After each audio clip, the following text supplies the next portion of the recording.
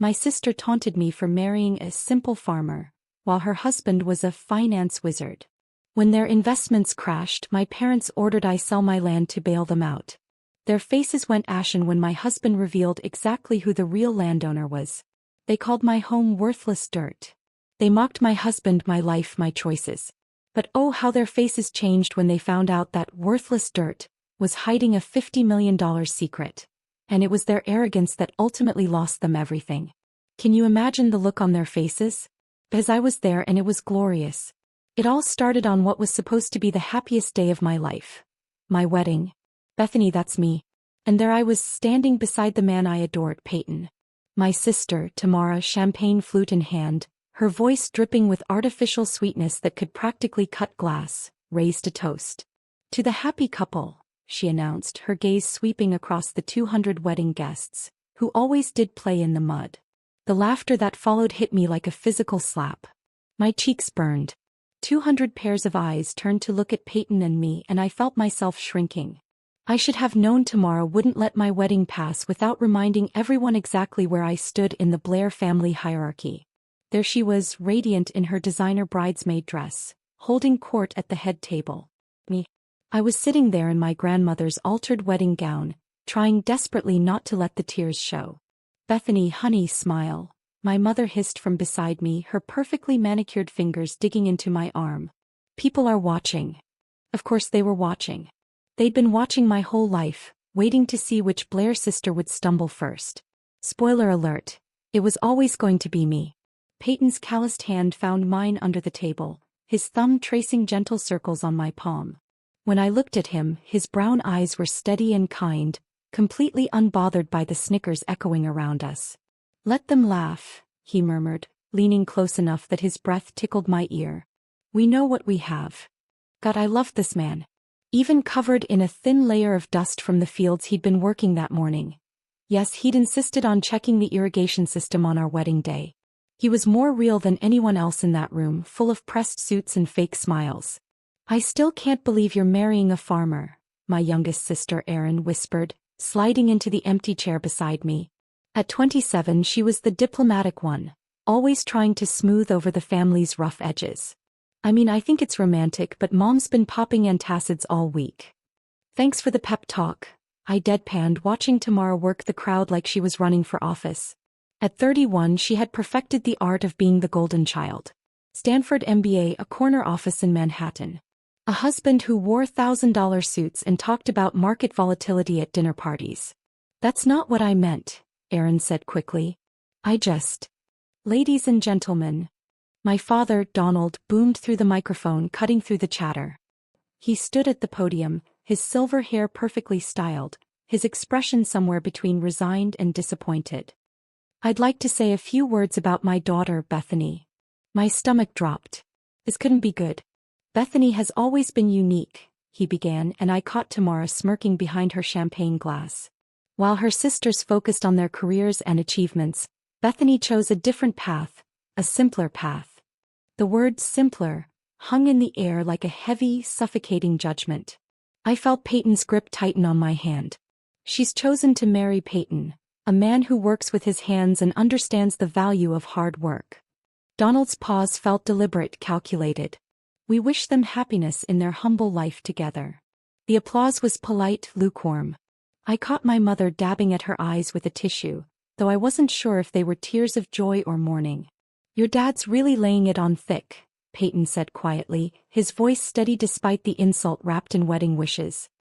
He's been practicing that speech for weeks, I replied, watching Tamara lean over to whisper something to her husband, Elijah. They both laughed, and I didn't need to hear the words to know they were about me. This was my family. The people who should have been celebrating with me were instead treating my wedding like a funeral for my potential. Every achievement I'd ever earned, my college degree, my teaching awards, the small business I'd built selling organic produce, all of it dismissed because I'd chosen love over status. You know what? I said, standing up so abruptly that my chair scraped against the floor. The sound cut through the reception chatter, and suddenly, everyone was looking at me again. I raised my water glass, because of course I was too practical to waste good champagne on a toast, and looked directly at my sister. To family, I said, my voice carrying across the suddenly quiet room, and to learning who really has your back when it matters. Tamara's smile faltered for just a moment, but she recovered quickly, raising her glass with the rest of the room. The toast felt like a line drawn in the sand, though I don't think anyone else realized it yet. As I sat back down, Peyton leaned over and whispered, "That's my girl." I had no idea how prophetic those words would turn out to be. 3 years later, I stood in Tamara's marble-tiled foyer, holding a casserole dish that probably cost less than her doormat. The annual Blair family barbecue was in full swing, and I could already hear the familiar soundtrack of my childhood: clinking glasses, forced laughter, and the subtle art of one-upmanship disguised as conversation. "Bethany." My mother's voice rang out as I stepped onto the pristine back patio. "There you are. We were just talking about the Hamptons house Tamara and Elijah bought." Of course they were. Tamara glided over in a flowing white sundress that probably cost more than my monthly grocery budget. Her smile was as perfectly maintained as her landscaping.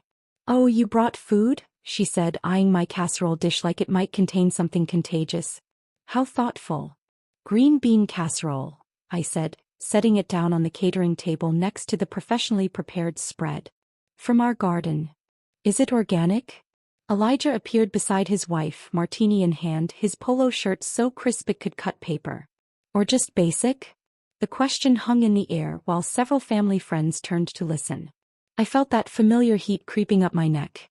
"It's homegrown," Peyton said quietly, stepping up beside me. His jeans were clean but worn. His button-down shirt, simple cotton. Next to Elijah's designer everything, he looked like he'd wandered in from a different world. Right. Elijah nodded with exaggerated interest. "The farming thing. How's that going?" "Still playing in the dirt." "We're doing well," I said, forcing my voice to stay level. "The farm's been profitable for 2 years running." Tamara laughed, the sound like wind chimes in a hurricane. "Profitable? Oh honey, that's adorable. Elijah just closed a deal worth more than your little farm probably makes in a decade." "Actually," my father interjected, walking over with his bourbon, "I've been meaning to ask about that. This farming venture of yours. When are you planning to do something more substantial with your lives?" "Donald," my mother warned, but her tone suggested she wanted to hear the answer too. "We're happy," Peyton said simply. "The work is good. Honest work." "Honest work," Elijah repeated, swirling his martini. "That's one way to put it. Though I have to say, watching you two at family events is like watching a nature documentary. Here we see the simple farm folk in their natural habitat." The group around us chuckled. I saw Erin wince from across the patio, but she didn't say anything. "At least we sleep well at night," I said, the words slipping out before I could stop them. The laughter died. Elijah's smile tightened. "What's that supposed to mean?" Tamara asked, her voice sharp enough to cut glass. "Nothing," I said quickly. "Just that physical work makes you tired." But the damage was done. I'd crossed some invisible line and everyone could feel it. "Well," my mother said with forced brightness, "who wants to see the new pool house?" The group dispersed, following Tamara toward the latest addition to her property empire. I started to follow, but Peyton caught my arm. "I'm going to check on the truck," he said. "Make sure we didn't leave the windows down." I knew he just needed air. These gatherings were harder on him than he let on, watching his wife get picked apart by her own family while he stood there powerless to stop it. "I'll come with you," I said. But he shook his head. "Stay. Enjoy your family." The word enjoy carried a weight we both understood. I found myself alone by the pool, watching the sun reflect off water that probably cost more to maintain than we spent on groceries.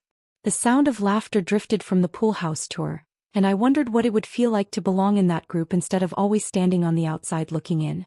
"They're being awful today," Erin said, appearing beside me with 2 glasses of wine. "Today." I took the glass gratefully. "This is just Tuesday for them. It's not always like this, is it?" I turned to look at her. When was the last time anyone in this family asked about my life without it being a setup for a joke? Erin was quiet for a moment. "Things have been tense lately with Elijah's work. I mean, Tamara's been stressed." "Stressed about what?" "I probably shouldn't say anything." "Erin." I gave her a look. She glanced around, then leaned closer. "Some of his investments haven't been going well." "Big ones." Tamara's been making comments about having to adjust their lifestyle. Before I could respond, Tamara's voice cut across the patio like a blade. Bethany, come settle a debate for us. I walked back to the group, wine glass in hand, already bracing myself. We were just discussing career trajectories, Tamara said, her smile predatory. And I was telling everyone how you've really found your calling. I mean, not everyone can handle the intellectual demands of what do you call it? Subsistence farming. The group laughed right on cue. Though I have to ask, she continued, stepping closer, don't you ever wonder what you could have accomplished if you'd applied yourself? I mean, really applied yourself instead of settling for this quaint little life. The words hit like physical blows. Every insecurity I'd ever had about my choices, every moment of doubt, all wrapped up in my sister's perfectly manicured cruelty. I opened my mouth to respond. But Tamara wasn't finished. I'm just saying. Some of us dream bigger than vegetable gardens and county fairs. Real life happens on Wall Street, not in whatever little bubble you've created for yourself. The silence that followed was deafening. Even the people who'd been laughing looked uncomfortable now. I set down my wine glass with a steady hand. You're right, I said quietly. Real life does happen. And sometimes it happens in ways you never expect. 6 months after the barbecue from hell, I noticed the cracks starting to show. It started with missed phone calls. My parents, who used to check in weekly with updates about Tamara's latest achievements, suddenly went radio silent. When I did catch them, the conversations felt strained, like they were reading from a script with half the pages missing. How's Tamara doing? I asked during one particularly awkward call with my mother. Oh, you know Tamara. Always busy, always working on something big. The pause that followed stretched long enough to drive a truck through.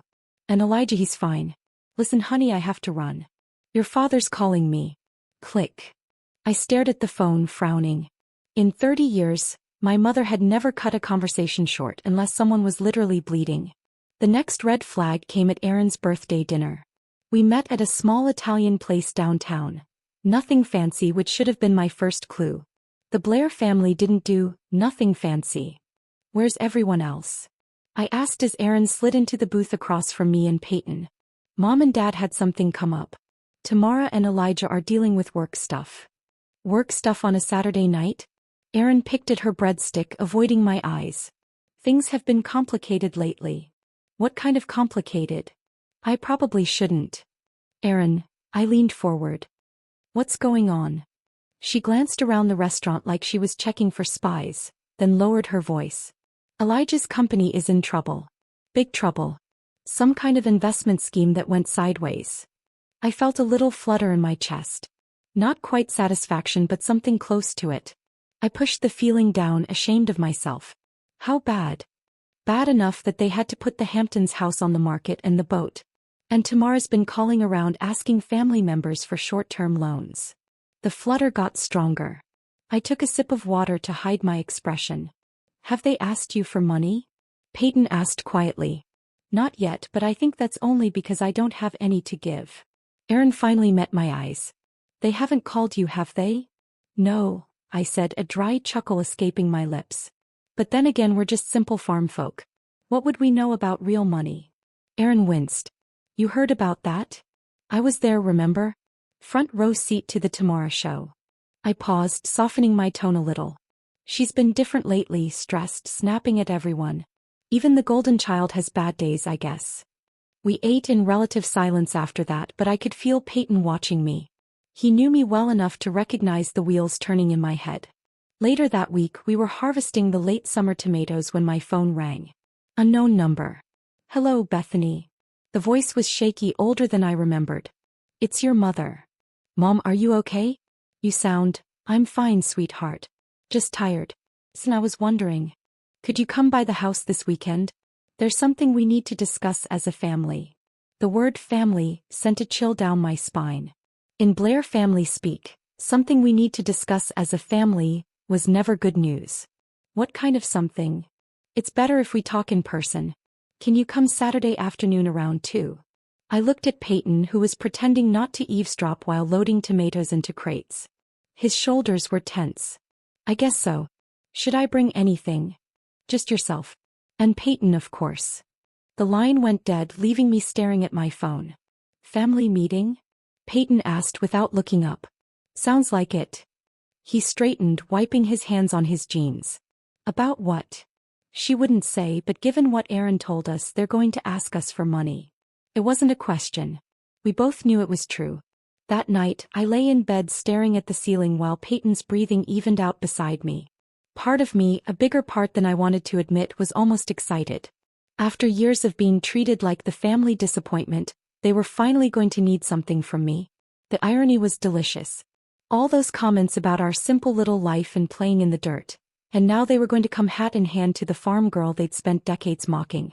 But another part of me, the part that still remembered being 7 years old and desperately wanting Tamara to include me in her games, felt sick at the thought of my family's pain.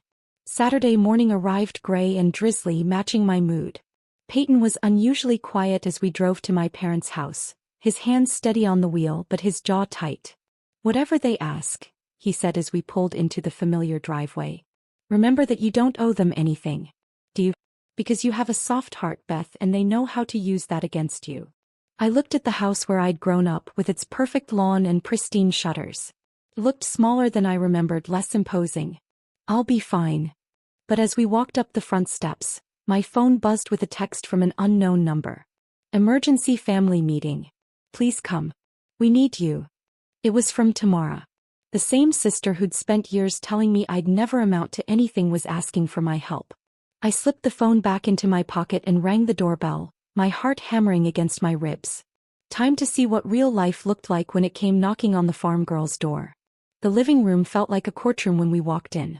Everyone was already there, arranged in a careful semicircle, like they'd been planning this ambush for weeks.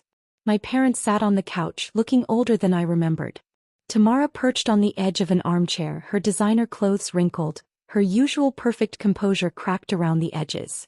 Elijah stood by the window, his back to us, hands shoved deep in his pockets. Only Aaron looked genuinely uncomfortable, shooting me an apologetic glance from her spot on the ottoman. Bethany.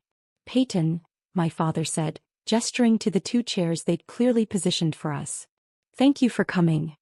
We sat down and I immediately felt like I was on trial. So, I said, breaking the heavy silence. What's this about? My mother twisted her wedding ring, a nervous habit I remembered from childhood. We wanted to talk to you about the family situation. What situation? Elijah finally turned around and I was shocked by how haggard he looked. The cocky confidence was gone, replaced by something desperate and angry. Cut the act, Bethany, he snapped. You know exactly what situation. Elijah, Tamara warned, but her voice lacked its usual authority. No, I'm done pretending, he continued. Your sister told you about our problems, didn't she? About the investments. I glanced at Aaron, who was studying her hands like they held the secrets of the universe. She mentioned you were having some difficulties. Difficulties? Elijah let out a bitter laugh. That's one way to put it. What Elijah means, my father interjected, is that the family is facing some financial challenges. Significant ones. How significant? The question hung in the air like smoke. Finally, my mother spoke. We could lose everything. The words hit the room like a physical blow. Even though I'd suspected, hearing it confirmed was different. Everything? Peyton asked quietly. The house, the savings, the retirement accounts, my father said, his voice flat. Elijah made some investments on our behalf. Investments that didn't pan out. I looked at Elijah, who was glaring at me like this was somehow my fault. I'm sorry to hear that, I said carefully. But I'm not sure why you're telling us. Because we need your help, Tamara said, leaning forward. For the first time in my life, my sister was looking at me with something that might have been desperation. You'll help, my father said bluntly. Your land. The farm. We need you to sell it. The words hit me like a slap. Excuse me. It's the only asset in the family that's not tied up in this mess, my mother explained, her voice pleading. If you sell the farm, we can pay off the debts and start over. I felt Peyton's hand find mine, his grip steady and warm. You want us to sell our home, I said slowly, to fix your mistakes? It's not about mistakes, Elijah said, his voice rising. It's about family. About doing what's right. What's right? The words came out sharper than I intended. What's right is asking your family to sacrifice everything they've worked for? You've worked for. Tamara stood up, her composure finally cracking completely. Bethany, you're playing house on a patch of dirt. This is real life. Real consequences. Real consequences for choices you made, I shot back. We're family. My mother cried, tears streaming down her face. Family helps family. Where was this family loyalty? I snapped, standing up too, my hands shaking. When you spent years mocking everything we built. Where was it when you treated Peyton like dirt under your shoes? That's not fair, my father said. But his voice lacked conviction. Isn't it? You want to talk about fair? Let's talk about every family gathering where you made us feel like charity cases. Every comment about our simple little life. Every time you acted like we were embarrassing you just by existing. Bethany. Aaron started. I was on a roll now. And now, when your golden boy schemes fall apart, suddenly you remember we exist. Suddenly we're family. This isn't about the past, Tamara said, her voice desperate. This is about now. About survival. Your survival built on our sacrifice? It's just land. Elijah exploded. It's dirt and weeds and nothing. You could buy another farm anywhere. The silence that followed was deafening. Even he seemed to realize he'd gone too far. Peyton stood up slowly, his movements deliberate and controlled. I think, he said quietly, we should go. Wait, my mother pleaded. Please just think about it. We're not asking you to decide right now. Actually, my father said, his voice hard. We are. The creditors won't wait much longer. We need an answer by Monday. Monday? I stared at him. You're giving us 2 days to decide whether to destroy our lives for you? You're being dramatic, Tamara said, but her voice was shaking. It's just property. We're talking about people's lives here. My daughter's future. What about our future? You don't have children, she shot back. You don't understand what's at stake. The words hit like a physical blow. The unspoken implication that our childless marriage somehow made our lives worth less hung in the air between us. Peyton's jaw tightened and I saw his hands clench into fists. We're leaving, I said, grabbing my purse. Bethany, please, my mother called as we headed for the door. Just think about it, please. I turned back one last time, looking at these people who shared my blood but felt like strangers. I'll think about it, I said. But you should think about something too. You should think about what kind of people ask their family to lose everything to save them from their own mistakes. As we walked to the truck, my father's voice followed us out. You'll come to your senses once you realize what you owe us, Bethany. What we've done for you over the years. Peyton's hand was on the truck door, but he paused, his knuckles white against the metal. What we owe them, I said loud enough for everyone to hear. After 30 years of being treated like the family disappointment, what exactly do we owe them? No one had an answer for that. At least not one they were willing to say out loud. The drive home was silent except for the sound of gravel crunching under our tires. Peyton's knuckles were still white on the steering wheel, and I could practically feel the anger radiating off him in waves. We pulled into our driveway and I stared at our modest farmhouse. The place my family wanted us to sacrifice like it meant nothing. The evening light made the fields look golden, peaceful. Everything I'd ever wanted was right here. I need to show you something, Peyton said as we got out of the truck. Peyton, I'm not selling.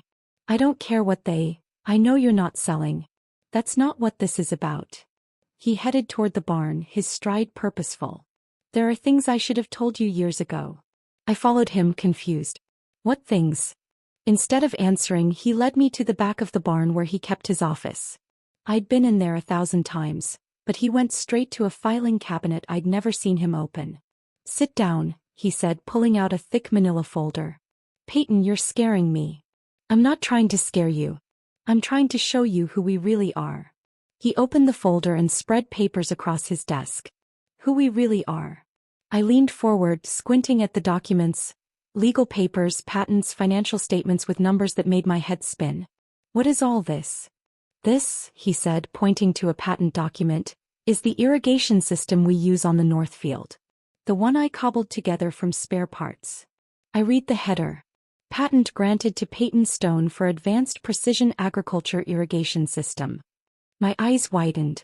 You patented it 3 years ago. It's being used on farms across the Midwest now. He pulled out another document. This is the soil analysis software I've been working on. The program that helps us know exactly when and where to plant. Another patent. Another document with Peyton's name at the top.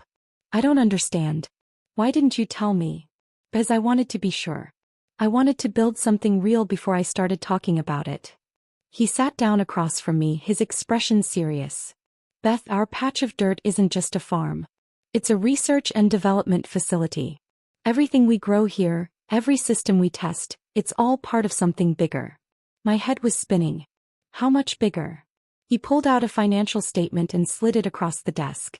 The numbers at the bottom made me blink hard, certain I was misreading them. Are we worth? The company is worth that? Stone Agricultural Technologies. I started it 5 years ago, right after we got married. Used our land as the testing ground for everything. I stared at the papers, then at my husband. You've been running a tech company this whole time? A very quiet tech company. Most of our clients don't even know where the innovations come from. They just know the systems work. But why keep it secret? Why let my family think we're just farmers? Peyton was quiet for a moment, organizing the papers into neat piles. Because I wanted to see who they really were, he said finally. I wanted to see how they'd treat us when they thought we had nothing to offer. The words hit me like a physical blow. He knew. All this time you knew how they saw us and you just let it happen. I let them show their true colors. Yes. While I suffered through every family gathering thinking we really were the poor relations, Beth, do you have any idea how that felt? Sitting there while they mocked everything we'd built? Thinking maybe they were right?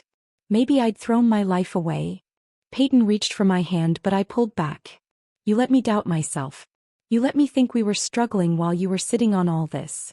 We were never struggling. Our bills were always paid. We never wanted for anything. That's not the point. I stood up, pacing to the window. The point is you let me feel small. You let them make me feel small. I never wanted that, but you allowed it. The silence stretched between us, heavy with years of unspoken truths. There's more, he said quietly. I turned back to him. More what? Elijah's company. The investments that failed. Peyton pulled out another folder. He bet against us. Against Stone Agricultural Technologies. The words didn't make sense at first. What do you mean? He shorted our stock. Put his clients' money, including your parents' retirement fund, on a bet that our company would fail. I sank back into the chair, the full picture finally coming into focus. He lost their money betting against us. Every penny. He was so convinced that anything connected to simple farmers had to be worthless that he staked everything on our failure. My phone buzzed on the desk. Text message from Aaron. They're coming to the farm tomorrow. All of them. Dad says they won't take no for an answer. I showed Peyton the message. He read it, then looked up at me with something that might have been anticipation. Good, he said. Let them come. Good, Peyton. They're going to demand we sell everything. They're going to learn the truth. He stood up, gathering the papers back into their folders. All of it. What are you planning? I'm planning to give them exactly what they've been asking for all these years. His smile was sharp, unfamiliar. A real education about who we are and what we're worth. And then what? Then we see if they're really family or if they're just people who share your DNA. I looked at my husband, really looked at him, and realized I was seeing a side of him I'd never known existed. The quiet farmer was still there, but underneath was something harder, more calculating. You've been planning this for a long time, haven't you? Preparing for it. There's a difference, isn't there? He met my eyes, and for the first time since I'd known him, Peyton looked dangerous. I guess we'll find out tomorrow. They arrived like a storm front. 3 cars pulling into our driveway at exactly 2 o'clock, kicking up dust clouds that settled on their expensive paint jobs. I watched from the kitchen window as they climbed out. My parents looking grim. Tamara clutching a leather portfolio. Elijah adjusting his tie like he was heading into a boardroom instead of a farmhouse. Even little Tiffany was there, Tamara's 8-year-old daughter, looking confused and out of place in her pristine white dress. Showtime, Peyton said quietly, straightening his simple button-down shirt. He'd insisted on dressing exactly like he always did. Jeans, work boots, the same clothes that had earned him years of condescending looks. The knock on our door was sharp, authoritative. My father's knock. I opened it to find them arranged like a delegation. My parents flanking Tamara and Elijah, with Aaron hovering uncertainly in the back, holding Tiffany's hand. "We need to talk," my father said without preamble. "Come in," I said, stepping aside. They filed into our living room and I watched them take in the simple furniture, the handmade quilts, the family photos on the mantel. The same room they'd been in dozens of times, but now they were seeing it differently, calculating its worth, measuring its sacrifice potential. "Please sit," Peyton said, gesturing to the couch and chairs. "We'd rather stand," Elijah said, his voice tight with barely controlled desperation. "This won't take long." "Actually," my father said, pulling out a folder. "We brought the paperwork to make this easier." He set it on our coffee table like he was serving a legal summons. "Sale documents for the property. We've already had it appraised. Found a buyer. All you need to do is sign." I stared at the papers, then at my family. "You had our land appraised without asking us?" "We're trying to be efficient," my mother said, her voice strained. "Time is a factor here." "Whose time?" Peyton asked mildly. "Don't play games." Elijah snapped. "You know exactly what's at stake. Your parents could lose their house. Tamara and I could lose everything. Tiffany could lose her college fund, her future." "Daddy, what's happening?" Tiffany asked, tugging on her father's sleeve. "Nothing, sweetheart," Tamara said quickly. "The adults are just talking." "About what?" "About family," my mother said, her eyes fixed on me. "About how family takes care of each other." I felt the familiar guilt starting to creep in, the same feeling that had controlled me my entire life. But then I looked at Peyton, who was watching the scene with an expression I couldn't quite read. "You're right," he said suddenly. "Family should take care of each other." Relief flooded my mother's face. "Oh, thank goodness. I knew you'd understand." "Which is why," Peyton continued, walking to his desk in the corner, "I think it's time we had an honest conversation about family." He pulled out a thick manila folder, the same one from last night, and returned to the living room. "What's that?" Tamara asked, eyeing the folder suspiciously. "Information," Peyton said, settling into his chair. "About who we really are. About what this patch of dirt actually represents." "We don't have time for games," my father said impatiently. "We need a decision." "You'll get one," Peyton said. "But first let me ask you something, Elijah. In your professional opinion, what would you say this farm is worth?" Elijah glanced around dismissively. "Maybe 200,000-300,000 if you're lucky. It's decent land, but it's not exactly prime real estate." "Interesting assessment." Peyton opened the folder and pulled out a document. "What if I told you that this patch of dirt is actually the research and development headquarters for a company worth $50 million? The room went dead silent. "What?" Tamara said faintly. "Stone Agricultural Technologies," Peyton continued conversationally. "Maybe you've heard of it. Your husband certainly has." Elijah's face went white. "That's impossible." "Is it?" Peyton pulled out another document. "Patent number 10,008 for 7392. Advanced Precision Agriculture Irrigation System. Inventor, Peyton Stone. Filed 3 years ago. Currently licensed to farms across 12 states." He set the patent on the coffee table next to the sale documents. My father stared at it like it might bite him. "Patent number 11,23047, Predictive Soil Analysis Software. Also mine, licensed to agricultural companies nationwide." Another document joined the first. "Should I continue? Because I have about 30 more patents here, all developed right here on this worthless patch of dirt." My mother was staring at the papers like they were written in a foreign language. "I don't understand." "It's simple," Peyton said. "While you were all busy looking down on us, we were building something. Something significant." "But you're just a farmer," my father said weakly. "I'm a farmer who happens to hold a PhD in agricultural engineering from MIT. I'm also the CEO of a company that revolutionizes how food is grown in this country." Tamara sank into the nearest chair. "This can't be real." "Oh, it's real." Peyton pulled out a financial statement. "Want to see our quarterly earnings?" The numbers on the page made Elijah physically recoil. "But wait," Peyton said, his voice taking on a harder edge. "There's more, Elijah. You mentioned being familiar with Stone Agricultural Technologies." I might have heard the name." "You did more than hear it. You bet against it." You convinced your clients, including Bethany's parents, to short our stock. The silence was deafening. You lost their retirement money betting that we would fail, Peyton continued. You were so convinced that anything connected to simple farmers had to be worthless, that you staked everything on our destruction. Elijah's mouth opened and closed like a fish gasping for air. The beautiful irony, Peyton said, standing up, is that you didn't just lose their money, you lost it to us. Every dollar you gambled against Stone Agricultural Technologies went straight into our pockets when our stock price doubled. Oh my God, Aaron whispered. So when you ask us to sell our land to save you from your mistakes, Peyton continued, his voice calm but lethal, you're asking us to sacrifice our life's work to fix the damage you caused by betting against our life's work. The front door opened and a man in an expensive suit walked in like he owned the place. Sorry I'm late, he said, setting a briefcase on the table. Traffic was murder. Everyone, Peyton said calmly. I'd like you to meet Leonard Weiss, our attorney. Leonard smiled at the room full of stunned faces. I believe you have some questions for my client. Leonard opened his briefcase with the precision of a surgeon, pulling out documents and arranging them on our coffee table like he was setting up for surgery. The sale papers my father had brought suddenly looked pathetic next to the official legal documents spreading across the surface. Let's start with the basics, Leonard said, adjusting his glasses. The property in question is owned outright by Stone Agricultural Technologies, a corporation wholly owned by Peyton and Bethany Stone. No liens, no mortgages, no encumbrances of any kind.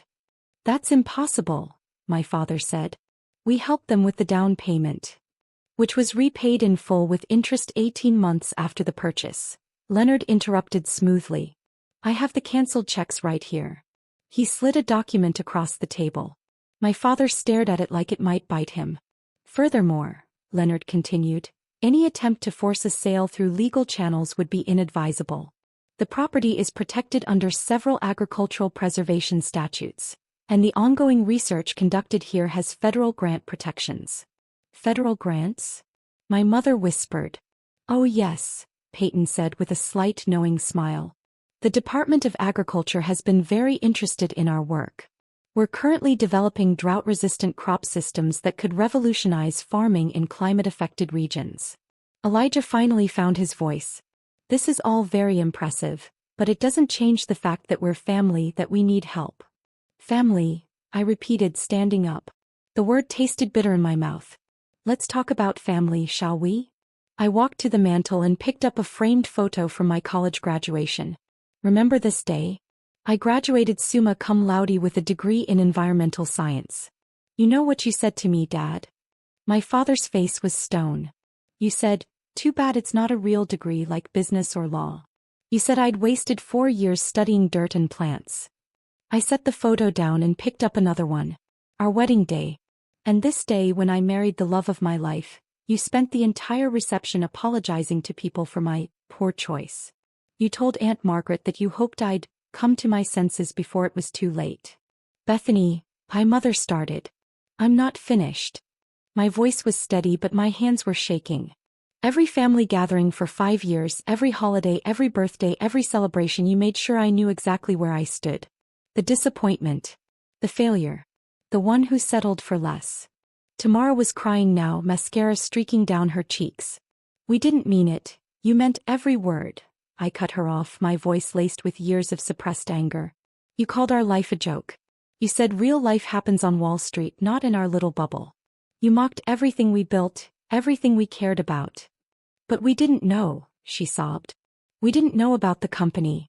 About the money. And that's exactly the point. The words exploded out of me. You didn't know and you didn't care to know. You saw what you wanted to see. 2 people you could look down on to make yourselves feel better. Leonard cleared his throat. If I may, there's another matter we should address. Address the financial losses your family has suffered. He pulled out another document. Stone Agricultural Technologies has been tracking the short positions taken against our stock. We're required to report significant trades to the SEC. Elijah went even paler if that was possible. The trades were made through Pinnacle Investment Group, where Mr. Elijah Olson serves as senior partner. The total exposure was approximately $2,300,000, representing the retirement accounts of 17 clients. 17 families, Peyton said quietly. 17 families who trusted you with their life savings, and you gambled it all on a bet that we would fail. It was a sure thing. Elijah said desperately. Agricultural tech startups fail 90% of the time.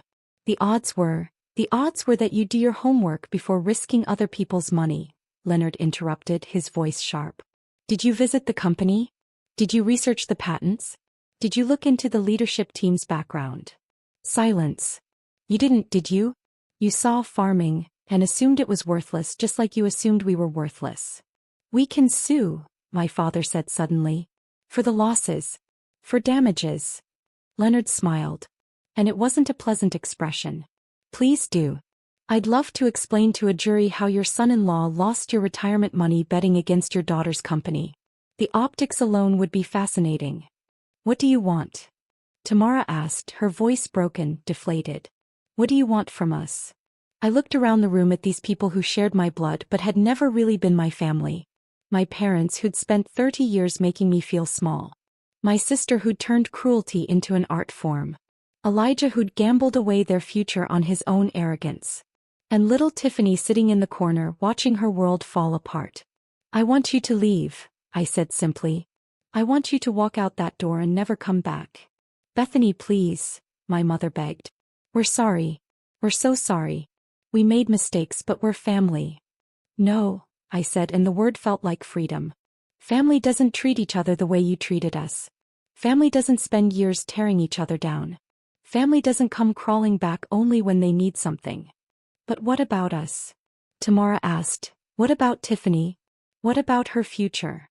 I looked at my niece, this innocent child caught in the wreckage of adult failures. Tiffany's future was never my responsibility. It was yours and you gambled it away. You're really going to let us lose everything? My father asked. After everything we've done for you? Everything you've done for me? I laughed and it sounded harsh even to my own ears. What exactly have you done for me, Dad? Besides, spend 30 years making me feel like I wasn't good enough.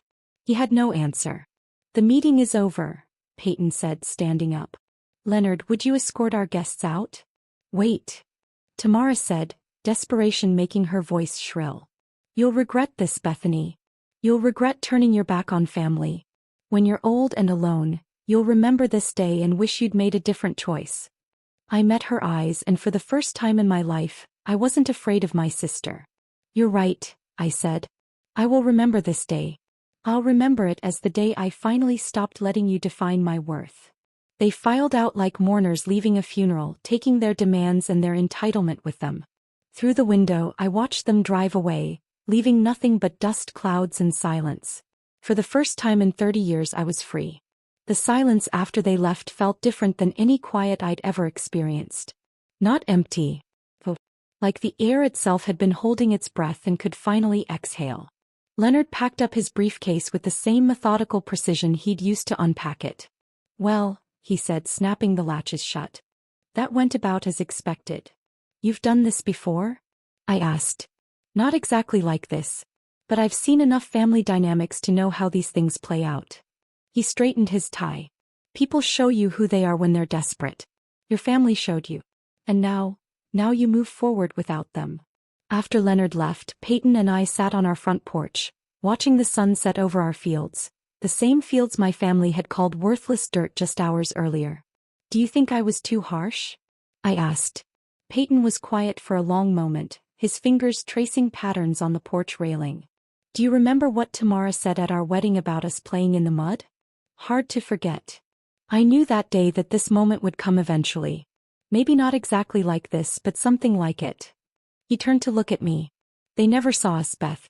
They saw what they wanted to see. People they could feel superior to. But they're still my family. Are they? The question hung between us like morning mist. Before I could answer, my phone rang. Erin's name flashed on the screen. I should probably take it, Peyton said. She's different from the rest. I answered on the third ring. Hello, Beth. Erin's voice was thick with tears. I'm so sorry. I'm so sorry, Erin. Well, let me say this. I knew how they treated you and I never stood up for you. I told myself I was staying neutral, But there is no neutral when someone you love is being hurt. I closed my eyes, feeling tears I hadn't expected. You were caught in the middle. I was a coward. And now, God, Beth, the things they're saying about you. Dad's telling everyone you abandoned the family. Mom's acting like you personally destroyed their lives. And Tamara? What about Tamara? She's bitter. Really bitter. She keeps saying you planned this whole thing, that you and Peyton set them up somehow. We didn't set anyone up. We just stopped pretending to be less than we are. I know that. I know you. Even if I didn't defend you like I should have. Aaron's voice cracked. Can you ever forgive me?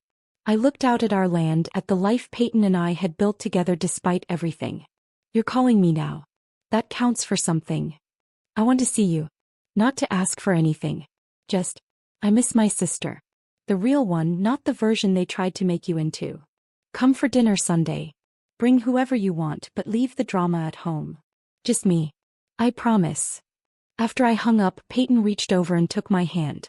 One down. Think any of the others will come around. Does it matter? I considered that a week ago the thought of losing my family would have terrified me. Now sitting here with my husband on land we owned free and clear, surrounded by the success we built together, it felt more like shedding old skin. No, I said finally. It doesn't matter. The next morning I was in the garden when I heard a car in the driveway. My heart jumped, wondering if my parents had come back to try again. But when I looked up, I saw a woman I didn't recognize climbing out of a small sedan. She was maybe 40, wearing jeans and a simple blouse, carrying a manila folder. Mrs. Stone, she called out. I'm Sarah Martinez from the Department of Agriculture. I was hoping to speak with you and your husband about your drought resistance research. Peyton emerged from the barn, wiping his hands on a towel. Sarah, you made good time. The preliminary results you sent were incredible, she said, shaking his hand. We'd like to fast-track the grant approval for the expanded trials. Grant approval? I asked. $2,700,000 over 3 years, Sarah said, smiling. Your husband's work could change how we approach farming in drought-affected regions. We're talking about feeding millions of people. I stared at Peyton. You didn't mention, I wanted to be sure before I got your hopes up, he said. But yes, we're about to get very busy. As Sarah and Peyton discussed research protocols and timelines, I found myself thinking about my family's visit. They'd come here demanding we sacrifice everything to save them from their mistakes, never realizing they were asking us to destroy something that could help feed the world. The irony was perfect. They'd spent years calling us small, insignificant, worthless. Meanwhile, we were quietly working on something that mattered more than any of their status symbols or investment portfolios. That evening, Peyton and I walked through our fields as the sun painted the sky orange and pink. The same walk we'd taken hundreds of times, but everything felt different now. Any regrets? He asked. I thought about my mother's tears, about Tamara's desperation, about little Tiffany caught in the middle of adult failures. I thought about the years of humiliation, the constant feeling of not being good enough, the way they'd made me doubt everything I'd chosen. No, I said and meant it. No regrets. Even about your family. They made their choice long before today. They chose to see us as less than we were. They chose to bet against us, literally and figuratively. I stopped walking and turned to face him. I choose us. I choose this life, this work, this future we're building. Peyton smiled, the same gentle smile that had made me fall in love with him in the first place. Good, because I have plans for us. Big plans. Bigger than a $50 million company. Much bigger. He gestured toward the fields stretching out around us. We're going to change the world, Beth. One seed at a time. As we walked back toward the house, I realized something had shifted inside me. The part of me that had always sought my family's approval, that had carried their disappointment like a weight, it was gone. In its place was something stronger, cleaner. I was exactly where I belonged, with exactly the right person, doing exactly the work I was meant to do. And for the first time in my life, that was enough. More than enough. It was everything. Have you ever had a moment where you finally stood up to people who underestimated you, especially family? What did you do? Tell me all about it in the comments below. I'd really love to hear your stories. If this tale of worth and vindication resonated with you, please hit the like button and subscribe for more stories about finding your strength and building your own version of success. Thanks for watching, and remember, Sometimes the greatest treasures are found right in your own backyard.